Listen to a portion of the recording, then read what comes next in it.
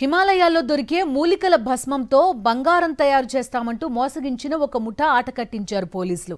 స్వామీజీల వేషధారణలో నాగ్పూర్ నుంచి వచ్చిన ఒక ముఠా బంజారాహిల్స్కి చెందిన గోపాల్ సింగ్ అనే వ్యక్తిని కలిసింది.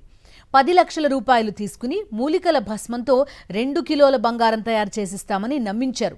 నెల రోజుల పాటు పూజలు చేసి ఎరుపు రంగు సంచిలో 2 కిలోల బంగారం ఉందని చెప్పారు. వారం రోజులు ఇంట్లో పూజలు చేసి తర్వాత తెరవాలని సూచించారు. అనుమానం వచ్చిన గోపాల్ సింగ్ 5 రోజుల తర్వాత సంచి తెరిచి చూడడంతో బంగారం రంగుతో ఇనప ముక్కలు కనిపించాయి. బాధితుడి ఫిర్యాదుతో రంగంలోకి దిగిన పోలీసులు 3 నిందితులను అరెస్ట్ చేశారు. దారిలో ఎమ్మెల్యే కాలనీ 12 రోడ్ నెంబర్ 12 అక్కడ యేసుక్రీస్తు ఆఫీస్ దగ్గర కలిసి మాకు నచ్చజెప్పి గిట్ట సంగతి మాకు వనమూలు తీసుకొని మీ అదృష్టం బాగలేదు, గరీబులు ఉన్నారు, మీరు ఈ కొన్ని మందులు చెప్తాము, ఆ మందుల ద్వారా మీకు మీ పేరు మీద బంగారం వెళ్తుంది, అది ఇస్తే ఆ పొండలు తీసుకున్నాం, మీరు చెప్పిన పొండలు తెచ్చుకుంటే కొన్ని తక్కువలే ఉంటాయని నమ్మించి తర్వాత మాకు కనీసముగా 5,70,000 వరకు మోసం చేసి